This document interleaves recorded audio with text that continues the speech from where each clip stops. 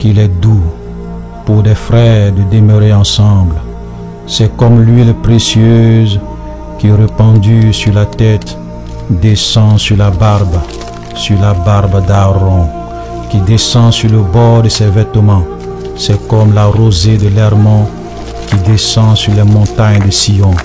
Car c'est là que l'Éternel envoie la bénédiction, la vie pour l'éternité. Celui qui est le Verbe de Dieu et la parole de Dieu a déclaré, je vous dis encore, si deux d'entre vous s'accordent sur la terre pour me demander une chose quelconque, elle leur sera accordée par mon Père qui est dans les cieux. Car là où deux ou trois sont assemblés à mon nom, je suis au milieu d'eux. Vous connaîtrez la vérité, et la vérité vous affranchira.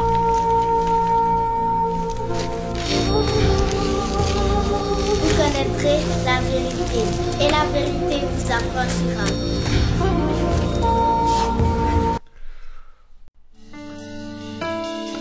Alléluia. Voilà, soyez abondamment bénis. Donc nous sommes à notre rencontre, voilà, d'échanges fraternels et puis de témoignages. Donc pour tous ceux qui aussi veulent vraiment rendre gloire à Dieu, rendre un témoignage de bienfait de la part du Seigneur, voilà, n'hésitez pas, voilà, soyez libres. Voilà, parce que ceux aussi qui ont des questions, des préoccupations, soyez aussi libres. Je pense que nous sommes là pour nous édifier mutuellement. Donc ça peut être des témoignages, des bienfaits, ça peut être des questions, des préoccupations. Donc c'est notre temps d'échange fraternel. Voilà, sentez-vous libre. Il n'y a pas de petites questions, mais il n'y a pas de mauvaises questions. Il n'y a pas de mauvaises préoccupations. Tout ce que les gens demandent comme préoccupation, c'est légitime, c'est parce qu'ils ne comprennent pas quelque chose qu'ils demandent. Donc sentez-vous libre. Si tu veux aussi prendre la parole pour dire merci à Dieu, pour rendre un témoignage, pour édifier aussi, voilà, des frères, des sœurs, n'hésite pas. Voilà, donc soyez bénis. Voilà, donc nous allons commencer. Nous n'avons pas un mot de prière, on va prier le Seigneur pour le confier, voilà, ce moment qu'il vienne prendre le contrôle de toutes choses. Et que tout ce qui sera dit, tout ce qui sera fait soit vraiment conduit par lui. Ensemble, nous prions le Seigneur. Notre Dieu et notre Père, nous voulons, Seigneur, te rendre toute la gloire. Nous voulons, Seigneur, te bénir. Nous voulons te recommander, Seigneur, ces instants. Nous prions que tu sois, Seigneur, au contrôle de toutes choses. Que tu viennes encore, Seigneur, bénis ces instants, que tous ceux qui sont là avec des préoccupations, des questions qui seront Seigneur, que toi-même tu réponds à leurs préoccupations, tu nous inspires, tu conduis toutes choses, tous ceux qui ont des témoignages, Seigneur, conduis toutes choses pour que toute la gloire te revienne et que la chair s'efface et que ton seul et seul ton nom, Seigneur, soit glorifié. Bénis ton Église, bénis tes enfants. Au nom de Jésus, merci Seigneur pour ce moment. Merci de son appui des places. Que toute la gloire te revienne. Au nom de Jésus. Amen. Amen. Amen. Voilà, soyez bénis. Amen. Voilà, vous pouvez aussi poser des questions dans les commentaires ou bien lever la main. Voilà, sentez-vous libre. Voilà. Bon, est-ce que mes panélistes sont là? Je sais que le frère Guelaté, il est en déplacement. Il ne pourra pas être sur le panel aujourd'hui. Le frère DJ, je ne sais pas si il avait un empêchement, je ne sais pas si c'est OK. Bon, donc je suis seul aujourd'hui, apparemment. OK. Voilà, donc vous pouvez allumer vos caméras pour qu'on puisse se voir. Voilà, pour ne pas que je sois seul sur le panel. Je vais faire monter tout à l'heure les frères. Voilà, donc avant que on ne commence par la préoccupation de tous ceux qui sont déjà connectés, hein, je pense qu'on avait 4 questions pour ceux qui se rappellent. La première question, c'était est-ce que Dieu peut mourir? Je pense qu'on a répondu à cette question, on a expliqué les choses. Quand on dit que Jésus est mort alors que Jésus est Dieu, ça veut dire quoi? Qu'est-ce qui est mort? Donc on a expliqué. On a aussi répondu à la deuxième question. Est-ce que Dieu sait toutes choses? Puisque dans Matthieu 24, 36, Jésus dit qu'il ne sait pas le jour ni l'heure de son avènement. Personne ne le sait, ni les anges, ni le Fils, mais le Père seul. On a expliqué. Et durant la semaine, on a répondu à la 4e question. Mort et enterré, mais il refait sa vie dans une autre ville. Mais j'ai reformulé autrement. J'ai vu mon grand-père qui était mort me parler. Voilà, donc on a expliqué, est-ce que quelqu'un qui est mort peut réellement refaire sa vie ailleurs? Est-ce que quelqu'un qui est mort peut réellement parler? Est-ce que quelqu'un qui est mort peut réellement venir discuter avec des vivants dans des songes ou bien même de façon vraie, les revenants? Le phénomène des revenants, c'est quoi? On a expliqué. Voilà. Et nous avons dit que tout ça, ce sont des supercheries du diable. On est même allé dans la parole de Dieu pour expliquer certaines vérités. Donc j'espère que vous avez regardé un peu le direct, voilà, que nous avons même fait en 2 parties, puisque la première partie, il y avait des problèmes de son, mais c'est la deuxième partie où nous avons vraiment approfondi les choses. Alors la dernière question qui restait, c'était Judas. Est-ce que Judas est à l'enfer? Ou bien au paradis? J'ai posé cette question parce qu'il y a des gens qui disent que c'est grâce à Judas que Jésus est mort à la croix. Donc, puisque nous on dit que Jésus est venu mourir pour nous à la croix, il a pardonné par sa mort, nos péchés sont pardonnés. Donc, si Judas n'avait pas livré Jésus, est-ce que Jésus allait mourir? Donc, Judas doit être au paradis. Pourquoi Judas doit être à l'enfer? Voilà. Donc, c'est ce que les gens souvent, ils ont des raisonnements. Voilà. Et donc, est-ce que Judas à l'enfer? Voilà la première question. Ou bien Judas au paradis? Qui veut répondre? Attends, je vais faire monter les gens. Hein. Je ne vais pas être seul sur le panel là. Je vais faire monter des gens. Bon, le frère Joseph est déjà là. Le frère Noé. Ah, c'est toujours mon invité spécial. Donc, la sœur Simon Bernadette. Tu veux que je t'affiche? Parce qu'il y a des gens qui n'aiment pas qu'on les voit sur les réseaux sociaux. C'est pour cela que je demande. Frère Olivier. Il y a des gens qui ont peur des réseaux sociaux. Quand ils voient, ils disent, ah frère, vraiment, pardon, faut pas faire, les gens vont me voir sur Internet. Moi, je me cache actuellement. Donc c'est pour ça que je demande la permission. Ok, la sœur Nadine. Nous sommes les enfants de Dieu. Amen. On n'a pas besoin de se cacher. Amen.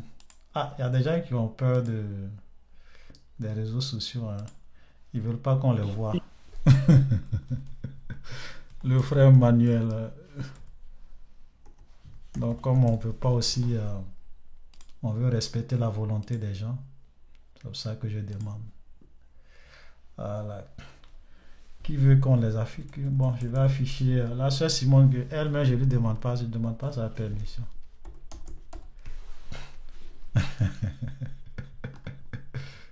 Il y a des gens qui ne demandent pas leur permission. Hein. Voilà. Ok. Ok. D'accord. Donc, on va répondre à la question avant de prendre les questions. C'est une question quand même qui est pertinente. Hein. Pourquoi Judas est à l'enfer et non au paradis? D'abord, on va lire un texte, ce que Jésus lui-même il a dit sur Judas. Ok? Parce que Jésus a eu des paroles très, très, très, très graves concernant Judas. Ok? Donc, on va commencer déjà par le maître lui-même. Ce qu'il a dit sur Judas. Ok? Je vais chercher le texte.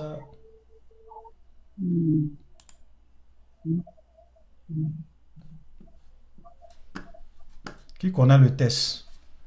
Par cœur. Le Fils de l'homme s'en va selon ce qui est écrit de lui. Mais malheur. Malheur à celui qui livrera le Fils de l'homme, non? Mais il dit aussi qu'il est le Père. Voilà. C'est Matthieu. Excusez-moi, hein. Je suis un peu enrhumé là. Donc, désolé pour les retours souvent un peu désagréables au niveau de ma voix. Matthieu 26, le verset 24. Le Fils de l'homme s'en va selon ce qui est écrit de lui. Puisque lorsque nous lisons la parole de Dieu, l'Ancien Testament, le Messie devrait mourir, devrait donner sa vie comme une rançon. Voilà.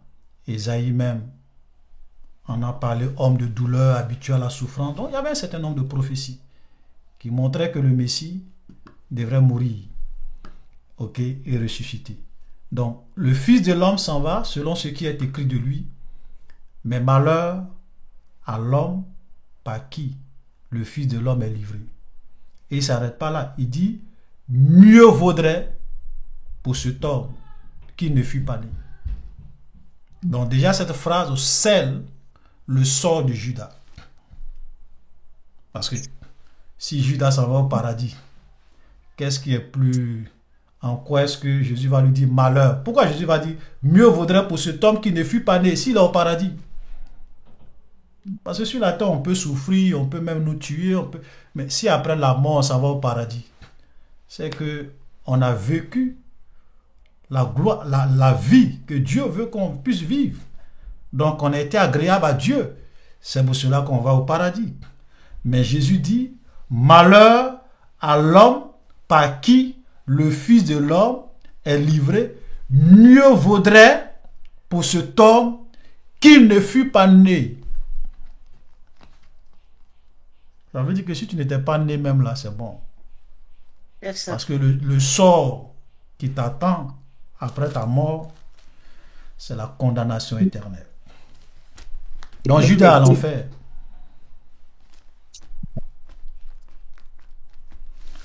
Maintenant, si Judas à l'enfer, alors que c'est grâce à lui que nous sommes sauvés. D'après les gens disent que c'est grâce à lui. Qui peut donner nos réponses?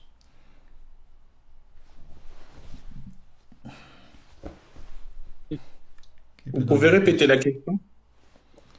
La question c'est, si c'est grâce à Judas que Jésus est mort pour que nous soyons sauvés, pourquoi il est à l'enfer?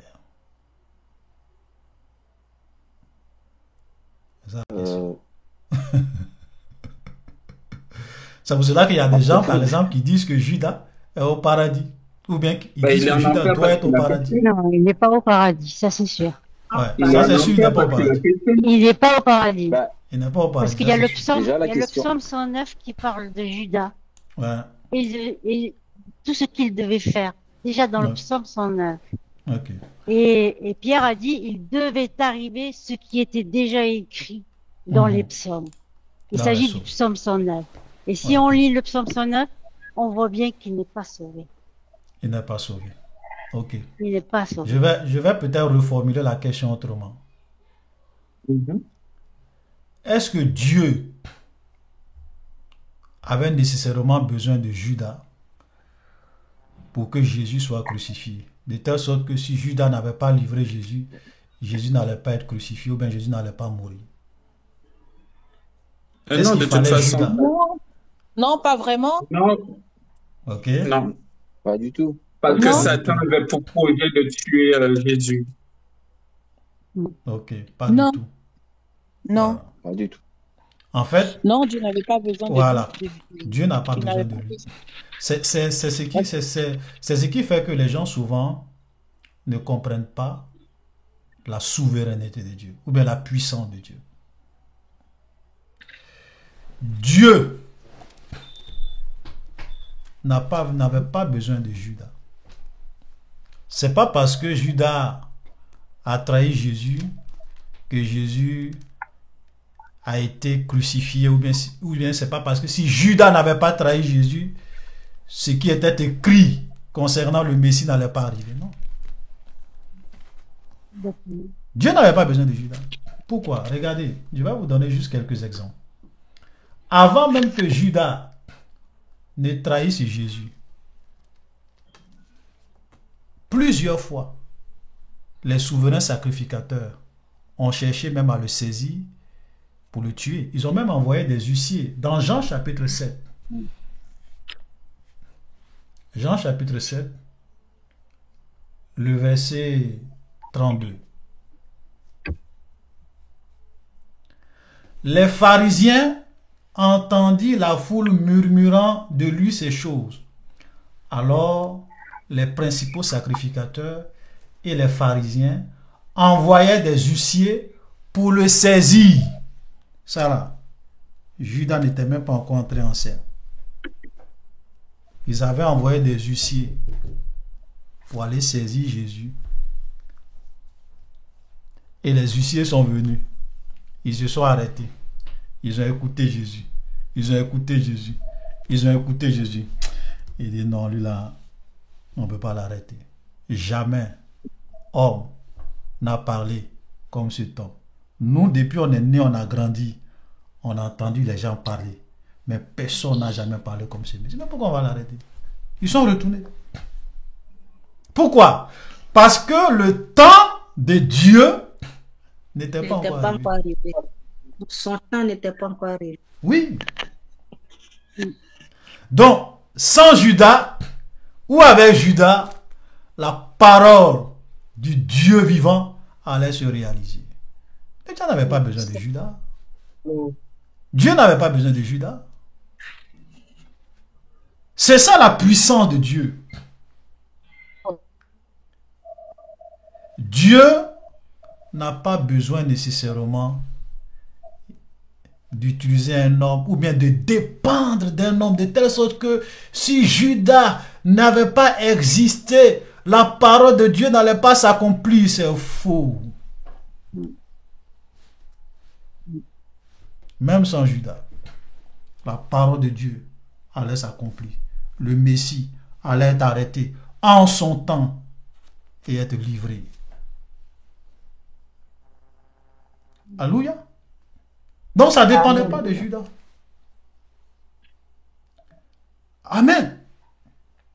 Quand Dieu dit quelque chose, vous devez comprendre que Dieu ne dépend de personne.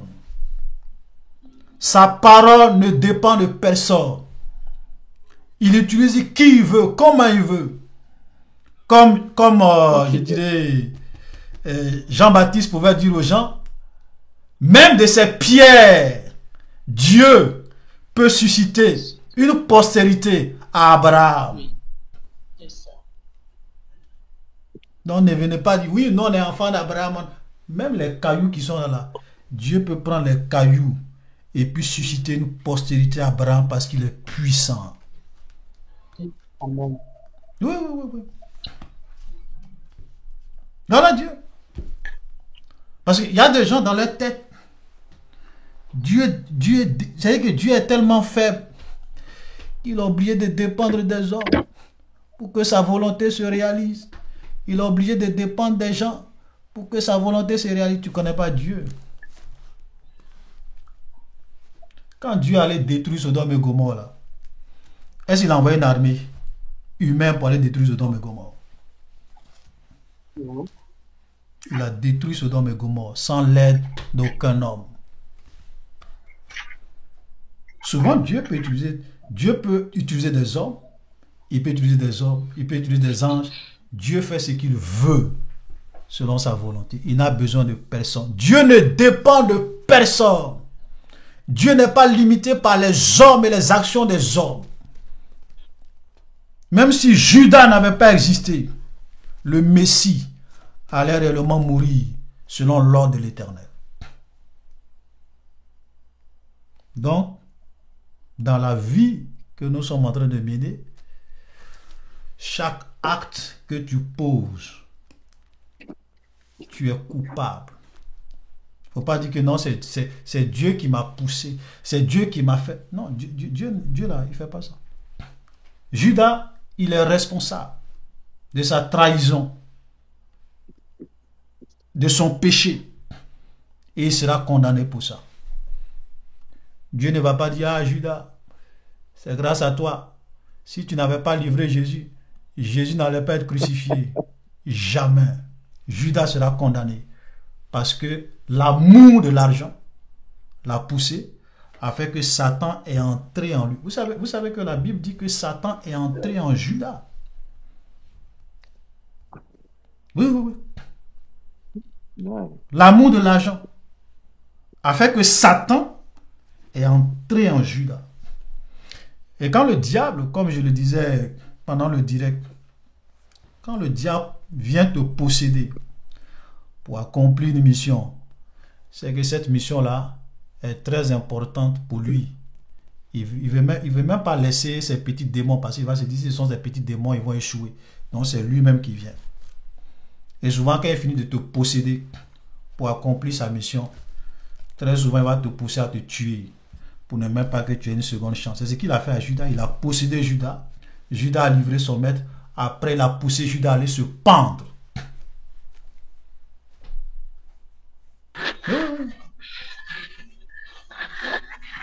Souvent, tu peux être un vrai chrétien qui prie, qui dérange. Souvent, Satan va posséder quelqu'un pour venir détruire ta vie.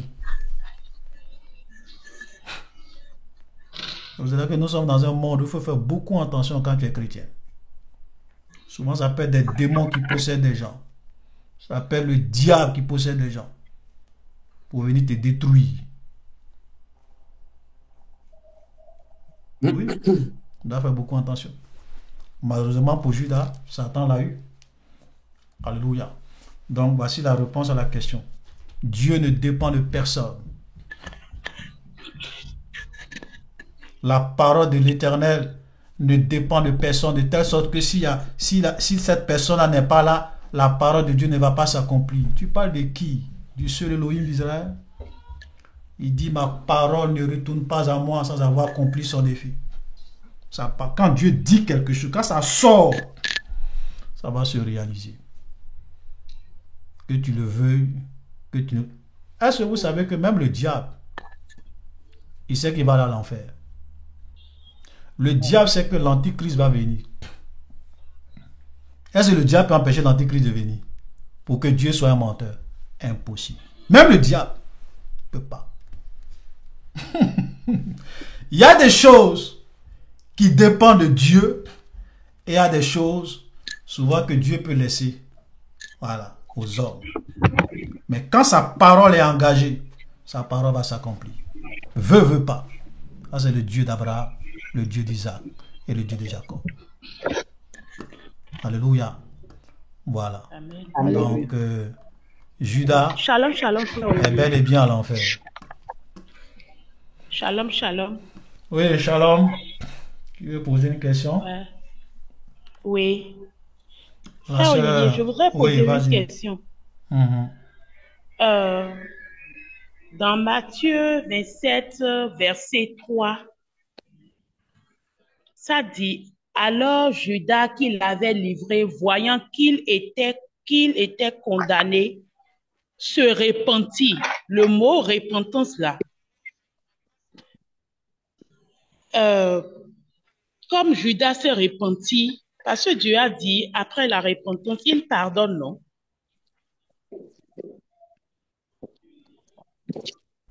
Ok. Le mot repentir ici, il faut le situer dans son contexte. Parce que souvent, quand on voit le mot repentir, par exemple, il y a des gens qui disent que même quand tu lis Genèse, on dit Dieu s'est repenti d'avoir fait l'homme. Mais ça c'est en français. Mais quand tu lis comme ça, on va dire mais Dieu là il se répand. Donc Dieu se répand aussi. Non, c'est dans un contexte qu'on parle. Ici, on n'est pas en train de dire que Judas a tellement regretté, il est venu, Seigneur Jésus, pardonne-moi, j'ai péché contre toi, Non, c'est pas ce qu'il a fait. C'est pas ce qu'il a fait. Vous savez, souvent, quand le diable te pousse à faire le mal, il te remplit de culpabilité. Donc Judas, quand il a vu, parce qu'il a quand même une conscience, quand il a vu que ce qu'il a fait était mauvais, il ne s'est pas adressé à Dieu. Hein. Son cœur il commençait à regretter. Et il allait voir même les souverains sacrificateurs pour dire non, j'ai mal agi, prenez votre argent, je ne veux pas être... Non, mais c'était déjà... Ça, c'est pas la repentance selon Dieu. C'est-à-dire, tu regrettes, tu vas même retourner... Est-ce que vous savez, il a même jeté l'argent. Quand les gens n'ont pas pris l'argent, tellement qu'il regrettait, il a pris l'argent, il a jeté l'argent dans le temple. Mais les gens ont pris l'argent. Ils n'ont même pas mis ça dans l'offrande du temple. Hein. Ils ont pris ça pour aller acheter le champ du sang. C'est la repentance de Judas, c'est dans ce sens-là. C'est pas une repentance où il est venu réellement pour demander pardon à Dieu, pour dire non, non, non, non, non, non, non, non. Voilà, c'est pour cela que c'est pas une repentance selon Dieu. C'est pas une repentance qui pouvait le sauver. Voilà. Voilà comment il faut comprendre. Et puis vous-même, vous voyez que quelqu'un qui se repent, il s'en va se suicider. Ça, c'est quelle repentance, ça? Oui, parce que normalement, si tu te repens, tu demandes pardon, tu viens. Ok? Il n'est même pas allé vers Pierre, vers Jean pour dire vraiment, je regrette, prier pour moi. Non. Il est allé se repentir devant les trucs, les souverains sacrificateurs, tout ça. Et puis le souverain sacrificateur, mais les pharisiens leur donnaient leur argent. Et puis après, Satan l'a poussé à aller se pendre. Donc ça, c'est pas une vraie repentance, ça. C'est pas une repentance à salut. Voilà. Merci. Amen. Voilà. Il y a la repentance selon Dieu et puis il y a des fausses repentances. Il y a des gens même souvent qui font le mal. Hein. Il vient dire, il écrit même une lettre. Il dit, vraiment, je demande pardon pour ce que je vous ai fait. J'ai été mauvais, tant. Et puis il prend un médicament, il prend et puis se suicide. Il écrit une lettre de repentance et puis se suicide. Et ça, c'est la repentance selon Dieu. Ça, c'est pas la repentance selon Dieu. Ça, ce sont les démons qui vont te contrôler, te pousser à regretter, te culpabiliser, et à finir par te tuer toi-même. Ça, c'est pas de Dieu. Amen. Amen. Voilà. On va voir s'il y a des questions dans les commentaires.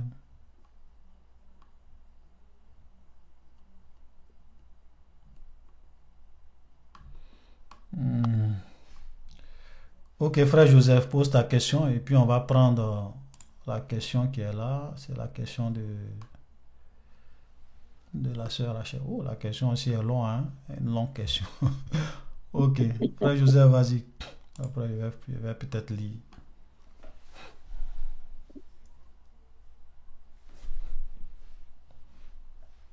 Shalom, shalom. Shalom, frère. Shalom. Une question par rapport à l'apôtre Paul et Paul et Silas. Dans le livre des Actes des Apôtres, on savait que l'apôtre Paul faisait beaucoup de missions. Le frère Gigi est là. Il faisait beaucoup de... Maintenant, ok. Vas-y, pour ta question. Hein, il est arrivé un moment on va faire monter l'apôtre Paul et je pense Silas, je pense, c'est dans le livre des Actes, je n'ai pas la précision du verset, où ils ont eu un dissentiment, donc une sorte de discussion, et cela était tellement vif qu'ils se sont séparés. Ouais. L'un il a pris son petit frère et est parti. Donc, j'aimerais savoir, est-ce que ce type de discussion-là, c'était des discussions qui sont de nature à être considérées comme étant des œuvres de la chair, ou bien, bon, qui est-ce que était conduit par l'Esprit de Dieu et qui n'était pas conduit par l'Esprit de Dieu dans ces licences? Nous savons que tous ils étaient des apôtres et que leur mission était évangélique.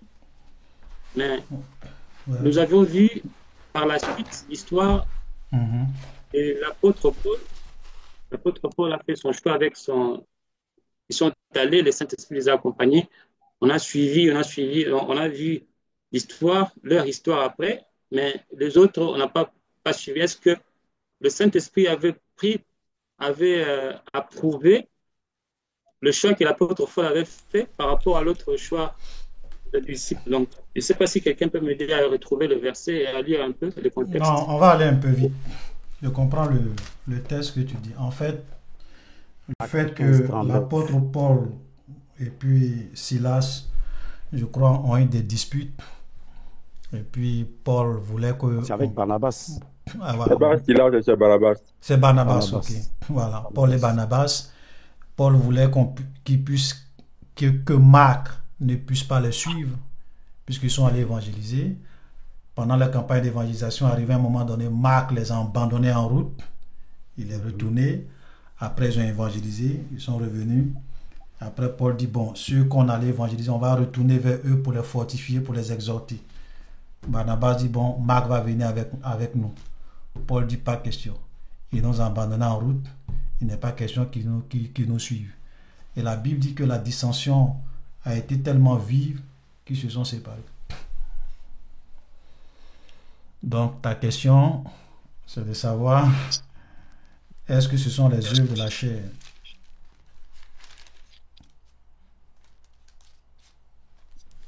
Vous savez, il y a des vérités que nous avons souvent besoin de comprendre, nous les chrétiens.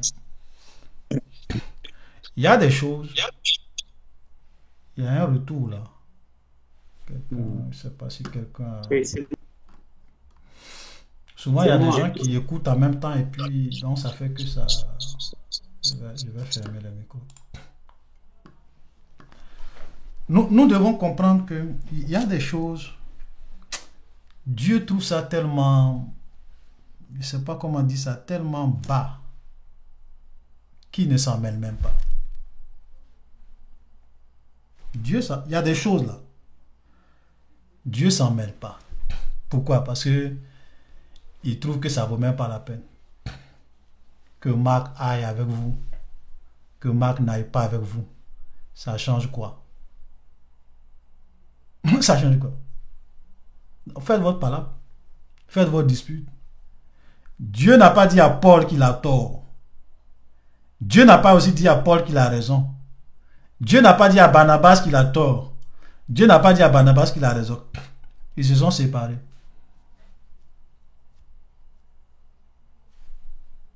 Mais ils sont restés des frères.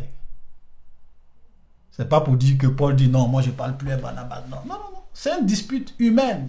Ce sont des dissensions humaines. Ça, c'est entre nous les hommes.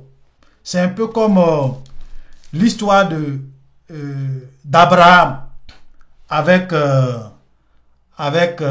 son neveu Lot. Il voit que les gens, les bergers d'Abraham, toujours font des histoires avec les bergers. Arrivé à moi, Abraham dit, mon frère, tu disais, on est des frères, il ne faudrait pas qu'on ait des histoires.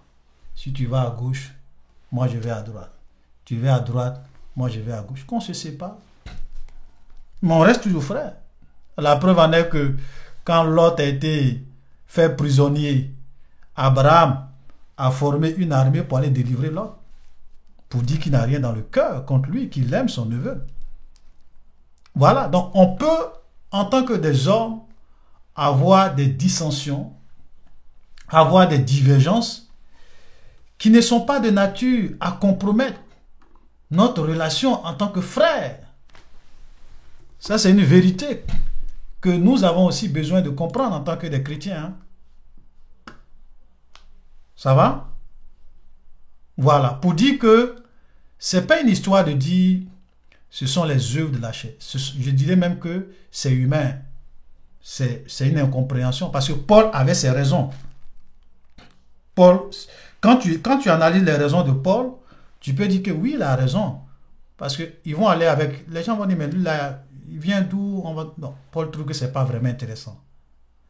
Barnabas se dit, non, mais ça fait quoi s'il vient avec nous? Peut-être qu'il peut venir avec nous, il va voir aussi les autres frères, il va les rencontrer, il va échanger. Paul dit non. Ils se sont séparés. Voilà. Donc, je dirais que ce sont des divergences qui sont normales. On est des hommes. Et ça, c'est une preuve. Et ça, j'en profite en même temps parce qu'il y a des gens qui pensent que parce qu'on a l'Esprit de Dieu en nous, on doit avoir les mêmes points de vue qu'un autre frère qui a aussi l'Esprit de Dieu en lui. C'est-à-dire que si lui pense A, moi aussi je dois penser A. S'il est d'accord avec B, parce qu'il a l'Esprit de Dieu en lui, moi aussi j'ai l'Esprit de Dieu en lui, en moi, donc moi aussi je dois être d'accord avec lui. C'est faux. Oui, c'est faux. Parce que Dieu, vous savez, Dieu, il ne nous possède pas comme des démons. Pour dire qu'il contrôle même nos pensées, même tout. C'est-à-dire que nous, on est comme des robots. On va à gauche, et puis on va à gauche. Dieu ne travaille pas. Dieu nous laisse la liberté. C'est vrai qu'il y a des choses quand nous faisons, l'Esprit de Dieu peut nous interpeller, peut nous convaincre de péché, de justice, de jugement. Mais nous sommes des êtres libres avant tout. On peut penser de nous-mêmes. On peut réfléchir de nous-mêmes. On peut vouloir même prendre des décisions de nous-mêmes. Quand tu te lèves le matin pour dire tu vas à l'école, est-ce que c'est le Saint-Esprit qui a besoin de te dire va à l'école? Tu ne sais pas que toi-même tu dois te lever le matin pour aller à l'école. Donc Dieu ne s'impose pas à l'homme. On peut tous les deux avoir l'Esprit de Dieu et avoir des points de vue différents sur un sujet, sur quelque chose. On peut ne pas être d'accord sur quelque chose par rapport à des raisons qui nous sont propres. Mais cela ne veut pas dire qu'on n'est pas frère. Cela ne veut pas dire que l'autre n'a pas l'Esprit de Dieu. Oui. Souvent, je vois même des gens, quand on fait certaines vidéos, je leur dis, bon, moi, si un frère n'est pas d'accord avec moi sur telle chose, pour moi, c'est pas grave. Il est même mon frère. Ah, mais si tu as l'Esprit de Dieu comme lui, non, vous devrez avoir le même point de vue. Qui t'a dit ça? Qui t'a dit ça comme ça? Tu penses que le Saint-Esprit est là pour posséder les gens? L'Esprit de Dieu ne travaille pas comme ça. Voilà. C'est pour cela que vous pouvez être deux chrétiens. Monsieur est chrétien, madame est chrétien. Dans le foyer, là, il y a palabre. Oui. Il y a palabre. Ah, mais toi, tu as l'Esprit de Dieu. Oui, elle a l'Esprit de Dieu. Ah, moi aussi. Oui, tu as l'Esprit de Dieu. Mais il n'y a pas là. Amen. Donc, cela ne veut pas dire que l'autre n'a pas l'Esprit de Dieu. Souvent, même vous finissez de faire palabre. Hein? Et puis après, le Saint-Esprit, la nuit, dit, monsieur, toi là, tu as tort. Ce que tu as fait là, c'est pas bon. Il faut aller demander pardon. Mais pourquoi le Saint-Esprit vous a laissé faire palabre? Pourquoi il ne t'a pas dit? Souvent, Dieu permet les choses. Il nous forme, il nous apprend, il nous brise avec le temps. Il change nos perceptions au fur et à mesure. Ce n'est pas parce qu'on a une divergence avec un frère que cela veut dire qu'il n'est pas un chrétien. Non. Il y a souvent des petites divergences. Mais cela ne veut pas dire qu'il n'est pas un frère. Voilà. Alléluia. Donc ça, c'est très important. Alléluia. Pour dire qu'il y a des choses, Dieu n'a pas besoin nécessairement de se mêler de tous nos petits détails, certaines choses. Ce n'est pas important. Si le Saint-Esprit juge que Marc parte avec vous, ça ne change rien. Qu'il ne parte pas avec vous, ça ne change rien. Faites votre palabre. Ce n'est pas important pour moi. Il ne va même pas parler de ça. Il y a des choses, Dieu ne se mêle même pas de ça. Voilà comment Dieu est. Alléluia. Pour confirmer ce que vous dites, il y a dans l'épître au Philémon, oui, au verset 3, il y a Paul qui dit « Epaphras, mon compagnon de captivité en Jésus-Christ, te salue, ainsi que Marc, Aristarque, Démas et Luc. » Ça veut dire qu'ils se sont, à la suite, ils ont travaillé encore à la suite. Voilà. Donc, il y a eu une séparation, mais à la fin, ils se sont retrouvés, ils ont travaillé parce que dans Philémon, il écrit bien que son compagnon d'œuvre Marc, lui qui est tout ça ensemble dans l'épître Philémon, verset 23. Donc, il y a eu une divergence, mais ils ont été encore pour travailler. Ils travaillent ensemble. C'est ça les hommes spirituels. Les gens qui ont la crainte de Dieu, ils ne sont pas dans les petites... C'est-à-dire qu'il y a des chrétiens, hein, Dès que tu n'es pas d'accord avec lui sur quelque chose, tu deviens son ennemi. Ah oui. Ah oui. Il ne te parle même plus. Ah, pourquoi moi j'ai dit ça et toi tu as dit ça? Pourquoi moi j'ai dit ça? Tu n'étais pas d'accord avec moi. C'est fini. Il ne te parle plus. Ah, c'est charnel. Très charnel. Mais les hommes spirituels, vous pouvez avoir des divergences, mais vous êtes des frères. Voilà, vous pouvez causer. Mais quand ça arrive, si ça dit, mon frère, la dernière fois, je t'ai dit que je ne suis pas d'accord avec toi. Donc, laissons ça comme ça. Avançons. Et ça, être un chrétien. Voilà. Souvent, ce sont les chrétiens qui sont immatures, qui veulent nécessairement que tu puisses les soutenir dans tout ce qu'ils font. Même quand tu dis ça, je ne suis pas d'accord avec, tu deviens son ennemi. Ça veut dire que tu es immature. Et souvent même ça frise l'orgueil. Quand quelqu'un veut qu'on puisse réellement être d'accord avec lui sur tout, c'est souvent des gens orgueilleux. Et ces gens-là, quand tu es avec eux, il faut toujours dire oui, oui, oui. Oui, oui, oui, je suis d'accord avec toi. Oui, oui, oui. Oh, ce que tu dis est vrai. Oh, oui, oui, tu as raison. Ouh, tu as raison. Ouh. Même s'il a tort. Ouh, tu as raison. Oui, oui, oui, frère. Pour avoir la paix. Vas-y, tu dis tu n'as pas raison. Pas là. L'immaturité. Ouais. Amen. Voilà. Amen. On va répondre. J'ai vu la soeur, il y a une soeur qui a posé une question. Bon, la question est tellement longue, hein, la soeur Rachel. Même si ça, je peux afficher même. C'est tellement. Est-ce que vous voyez même la question? Je vais agrandir un peu. Ok. On ne voit pas bien. Voilà. Ouais, c'est bon. C'est bon, je vais agrandir. Ouais, c'est bon. Voilà, pour qu'on puisse voir. Voilà. J'ai dit, la soeur Rachel, Shalom frère, j'ai 2 questions s'il te plaît. Apocalypse chapitre 7, le verset 13 à 14. Ceux qui viennent de la grande tribulation. Bon, le contexte, quand vous lisez Apocalypse chapitre 7, il y a 2 parties. La première partie, ce sont 144 000 personnes des 12 tribus d'Israël qui ont été marquées du sceau de Dieu. Ok, 12 000 de chaque tribu. Et puis après, Jean dit, il a vu une foule que personne ne pouvait compter, de toute langue, de toute tribu. Et l'un des vieillards pose la question à Jean, ceux que tu as vus, qui sont-ils et d'où vient-il? Et Jean va dire, mon Seigneur, tu le sais. Et il va dire, ce sont ceux qui viennent de la grande tribulation.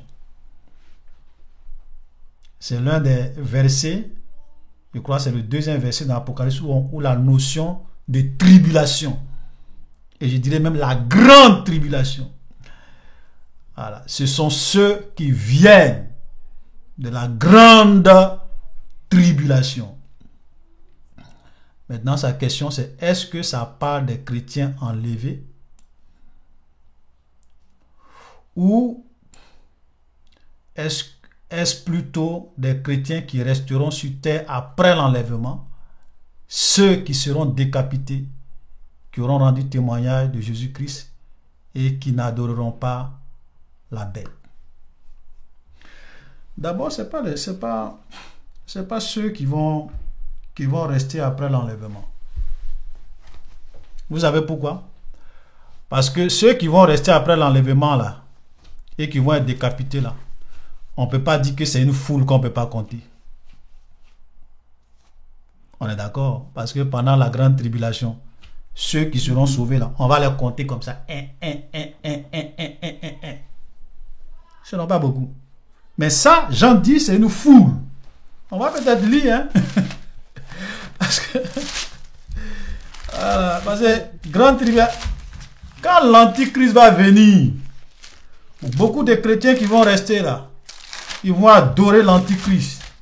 Parce que la paix, quand on va mettre paix sur ta tête, tu vas oublier Jésus. Ok? Apocalypse chapitre 7, à partir du verset 9. Après cela, je regardais et voici, il y avait une grande foule que personne ne pouvait compter. Vous voyez, quand on dit on ne peut pas compter là, ça veut dire que ce sont des milliards et des milliards. Ça veut dire des gens, on ne peut pas compter. Vous êtes sûr que ceux qui vont rester pendant le règne de l'Antichrist, qui seront décapités, ils seront des milliards ou bien des myriades de myriades? Vous êtes sûr?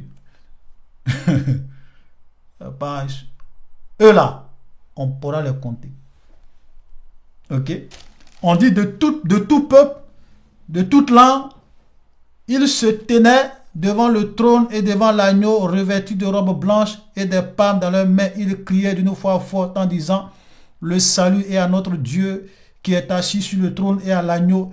Et tous les ans se tenaient autour du trône et des vieillards et des 4 êtres vivants. Ils se prosternaient devant leur face, devant le trône, et ils adoraient Dieu en disant: Amen, la louange, la gloire, la sagesse, l'action de grâce, l'honneur, la puissance et la force soient à Dieu au siècle des siècles. Verset 13.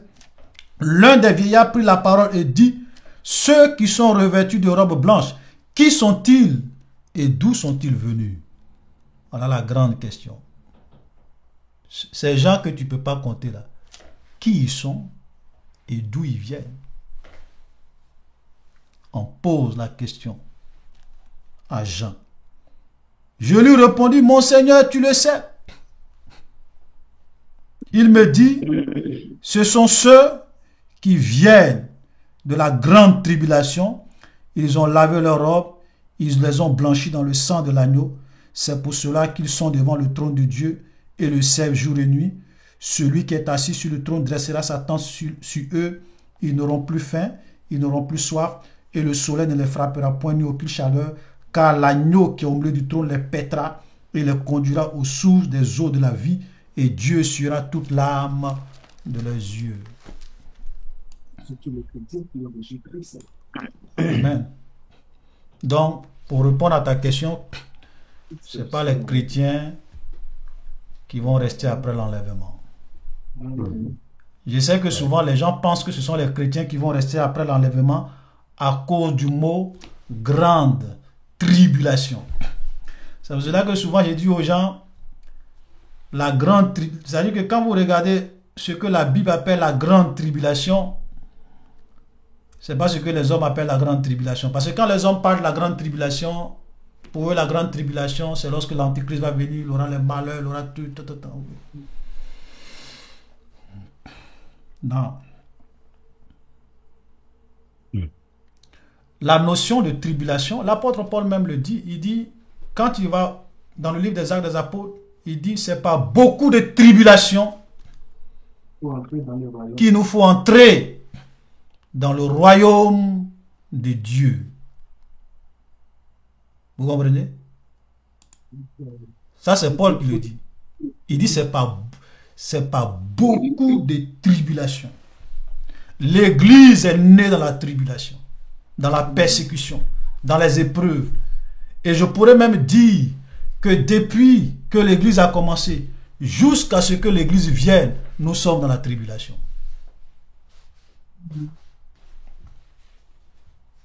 Donc, la grande tribulation, mais la tribulation, ce n'est pas nécessairement le laps de temps que les gens aiment définir, qui se rapporte au règne de l'Antichrist. C'est vrai qu'il aura ça sera une période de tribulation. Mais quand on lit ça, ces gens que nous voyons ici, ils sont des gens, ce n'est pas des gens qui ont vécu pendant le règne de l'Antichrist. Les gens les voient. Amen. Voilà. Donc, il faut qu'on fasse la part des choses. L'Église est née dans la tribulation. Le Seigneur même dit que tous ceux qui veulent vivre pieusement avec Jésus-Christ seront persécutés. Vous savez, l'un des problèmes que nous les chrétiens nous avons, c'est que nous ne connaissons pas suffisamment notre histoire. Si vous lisez l'histoire des martyrs et que vous voyez comment les chrétiens ont souffert, comment ils ont été tués, décapités, maltraités. Souvent même, on vient au stade. On met les chrétiens, puis on déchaîne les lions qui viennent les déchirer, les dévorer. Les chrétiens même se cachaient parce qu'ils étaient persécutés, martyrisés, brûlés au bûcher. Maintenant, je vous pose une question. Est-ce que toutes ces souffrances-là, ça sera différent des gens qui seront décapités au temps du règne de l'Antichrist? Vous êtes sûr? Vous êtes sûr? Des gens qu'on torturait, souvent même d'autres, même avant de les tuer, on les torturait pour qu'ils disent non à Jésus. Vous pensez que leur souffrance est moins par rapport aux chrétiens qui vont souffrir, ou bien les chrétiens qui vont rester, ou bien d'autres qui vont se convertir et qui seront persécutés pendant le règne de l'Antichrist? Vous croyez ça vraiment? Non. C'est la raison pour laquelle lorsque vous parlez de la grande tribulation, vous voyez cette petite souffrance qui ne va même pas dépasser 7 ans. Et vous dites, ah oui, la grande tribulation. Qu'est-ce que vous appelez la grande tribulation? Donnez-moi la définition biblique de la grande tribulation. On dit les gens que tu as vus, que personne ne pouvait compter. Ce sont des gens qui viennent de la grande tribulation. S'ils viennent de la grande tribulation, c'est qu'ils ont vécu la grande tribulation. Tu ne peux pas venir de quelque chose si tu n'as pas vécu ces choses. Ça n'a pas de sens. Donc changeons notre vocabulaire. C'est vrai que moi je sais que lorsque les gens parlent de la grande tribulation, de façon générale, je sais qu'ils sont en train de faire référence au temps de l'Antichrist. Mais ce n'est pas nécessairement juste, bibliquement parlant.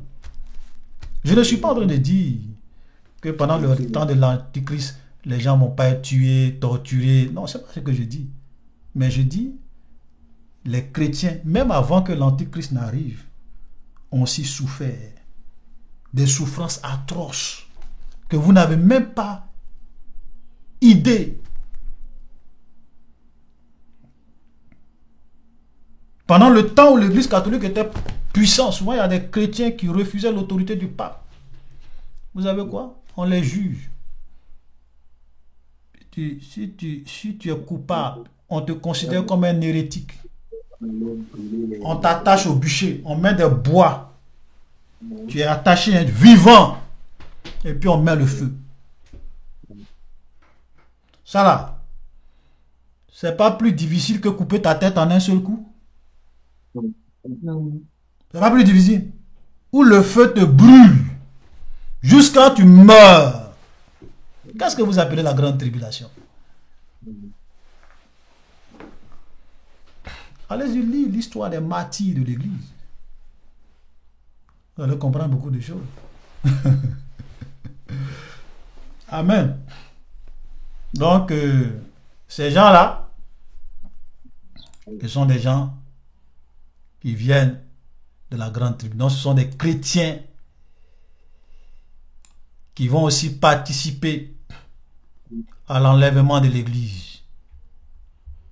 Donc, ce n'est pas seulement les gens qui ont raté l'enlèvement. Je vous assure que quand l'Antichrist va venir là, beaucoup de chrétiens ne vont pas tenir ferme. Hein. Il y a des gens qui vont abandonner Jésus il y a très longtemps. Aujourd'hui, même les petits souffrants de la terre là font qu'il y a des gens qui disent bye bye Jésus. C'est pas qu'on va mettre épée sur les coups là qui vont dire Jésus, je t'aime toujours. Amen. Voilà.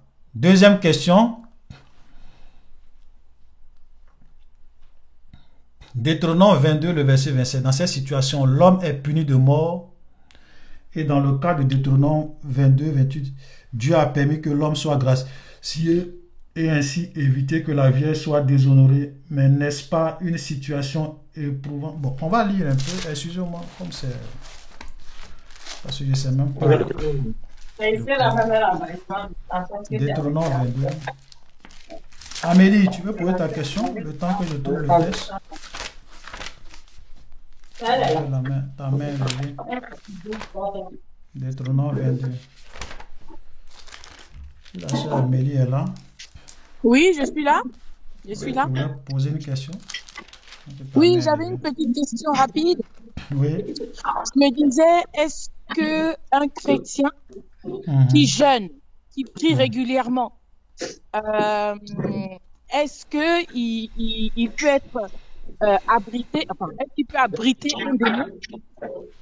Ah, ok. Et en quoi est-ce qu'il peut avoir un démon en lui, un chrétien qui prie régulièrement, qui jeûne, est-ce qu'il peut avoir un démon en lui? Et si oui, pourquoi quand il prie ou quand il jeûne, le démon n'est pas gêné et il sort pas tout seul? Okay.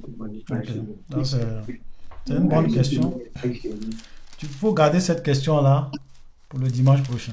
Parce que si on veut rentrer dedans, ça sera trop long. Tu gardes, on va commencer par cette question-là le dimanche prochain.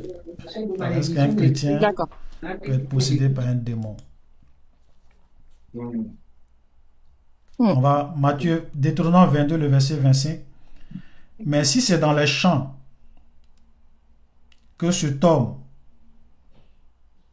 bon, je vais commencer au verset 24 pour qu'on puisse bien comprendre. Vous les amis, si une jeune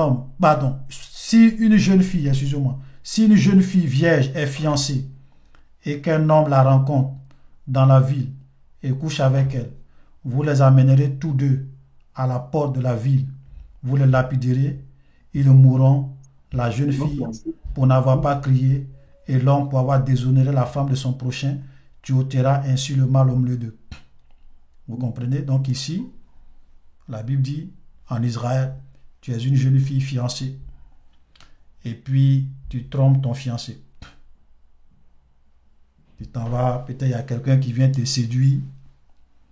Au lieu de dire non, je suis fiancé, tu acceptes. Vous allez forniquer ensemble. On vous attrape.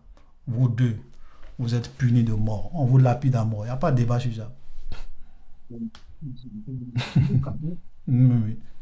Ah, c'est le cas. Maintenant, mais si c'est dans les champs que cet homme rencontre la jeune fille fiancée, lui fait violence et couche avec elle, l'homme qui aura couché avec elle sera puni de mort.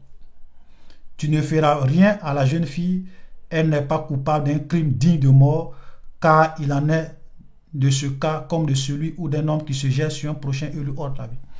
Donc, on sait que si c'est en ville que quelqu'un te fait violence, si c'est vraiment un cas de viol, tu vas crier.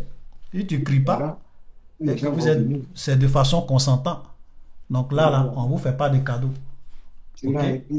Maintenant, si c'est au champ, j'entends des bruits là. Si c'est dans un champ, il y a un micro qui n'est pas fermé. Ouais, je viens de fermer. Voilà, si c'est dans un champ, bon, on se dit que, attends, bon, là, on est dans un champ. Peut-être que la jeune fille, elle a crié, il n'y avait personne. Donc, en ce moment-là, on dit, bon, comme là, c'est dans un champ, qu'est-ce qu'on fait? On laisse la jeune fille. Parce qu'on suppose que tu l'as violée. Toi, l'homme qui l'a violée, on te lapide à mort. Toi seul. Il n'y a pas la fille dedans. Ok? Ça, c'est normal. Donc, on peut dire, ça, c'est normal. Maintenant, la question de la sœur, elle dit, au verset 28, regardez ce qu'il est dit dans le verset 28. On dit, si un homme rencontre une jeune fille, fiancée, vierge, non fiancée, lui fait violence et couche avec elle, et qu'on vienne à les surprendre, l'homme qui aura couché avec elle donnera au père de la jeune fille 56 d'argent, et parce qu'il a déshonoré, il la prendra pour femme, il ne pourra pas la renvoyer tant qu'il vivra. D'abord, je pense que j'ai déjà fait une vidéo sur ça. C'est pas si vous vous rappelez. On a expliqué ça pour dire que quand on dit si un homme rencontre une jeune fille non fiancée, lui fait violence. Parce que quand on dit ça, fait violence, les gens vont penser que c'est un cas de viol ici. C'est-à-dire que quelqu'un viole. Cette fois-ci, c'est une jeune fille qui n'est pas fiancée. L'autre, c'était une jeune fille qui est fiancée. Ici, c'est une jeune fille qui n'est pas fiancée. Quelqu'un la viole. Quand on lit comme ça, hein, quelqu'un la viole. La fille est obligée de marier son violeur. C'est pas ce que la Bible dit. Dieu est trop sage pour permettre ça. Comment Dieu peut permettre à ce que une jeune fille qui a été violée, qu'elle puisse marier son violeur? Le mot qui a été traduit par viol ou bien faire violence, c'est une mauvaise traduction de Louis II. C'est pas le même mot. C'est-à-dire que si vous allez dans le texte hébraïque, le mot faire violence qui est utilisé dans le chapitre précédent, je cherche le verset exact.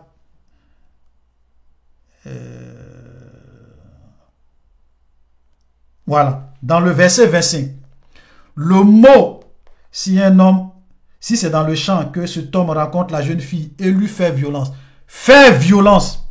Le mot qui a été traduit par faire violence dans le verset 25, c'est pas le même mot c'est pas le même mot dans le verset 28. Faire violence.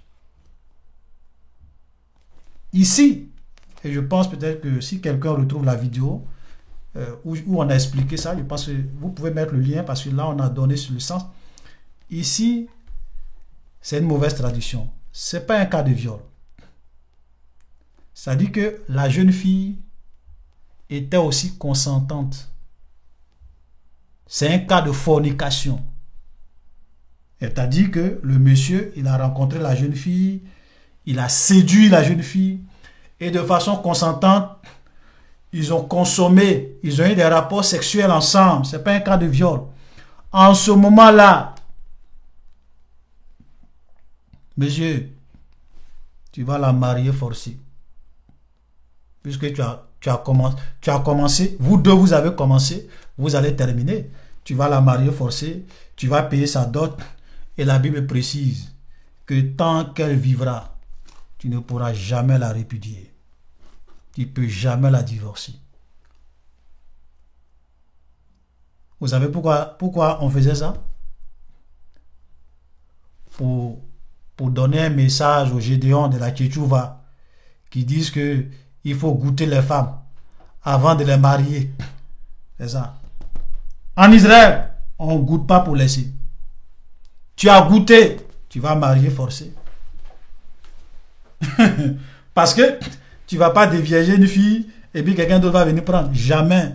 Et je vais même vous dire en Israël, si tu te maries et que le jour de votre mariage, ton mari dit que tu n'es pas vierge et qu'il a les preuves, on dit non, celle-là n'est pas vierge, on te lapide à mort parce qu'on dit tu t'es prostitué dans la maison de ton père. Tout ça, ça faisait que le peuple d'Israël, il y a des choses qu'il ne faut pas faire. Il ne faut pas faire. Si tu vois une jeune fille qui te plaît, il faut aller la marier. Si vous deux vous cachez pour faire votre affaire, quand on vous attrape, tu vas la marier forcée. Point. Oui. Et si elle est fiancée et que tu fais ça, si c'est au champ, tu l'as violée, toi on te tue. Maintenant, si c'est de façon consentante, vous deux, on vous attrape, on vous lapide à mort. C'est pour cela que lorsque Joseph a vu que Marie était enceinte, la Bible dit quoi? Il a décidé de rompre secrètement avec elle. Parce que s'il allait voir les souverains sacrificateurs pour dire « Ah, ma fiancée m'a trompé, elle est enceinte, alors qu'on n'est jamais allé ensemble. » On dit « Marie, viens. Tu connais la loi de Moïse. Te lapide à mort. » Voilà. Maintenant, comme Joseph était un homme de bien, il ne voulait pas qu'elle soit lapidée à mort. Il avait un bon cœur. C'est pas pour ne rien, Dieu a choisi Marie. Si c'était nous, oh, trahison! Celle-là m'a trompé. Seigneur, je vais me venger. On va la lapider à mort. Elle va mourir. Voilà. Alléluia. Voilà, soyez bénis. Le temps passe vite, il est déjà l'heure. Donc nous avons répondu. Je sais qu'il y avait d'autres questions aussi.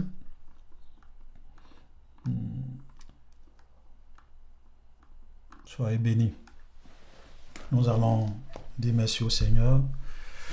Voilà pour ce temps de précursus. Vous voyez que les 1 heure de temps vont tellement vite, on n'a même pas le temps. Le frère DJ est parti parce qu'il a un problème de connexion. C'est pour cela qu'arrivé un moment, il s'est déconnecté, on ne le voyait plus. Voilà. Donc on va dire merci à Dieu pour ce temps. Notre Dieu et notre Père, nous voulons te rendre gloire.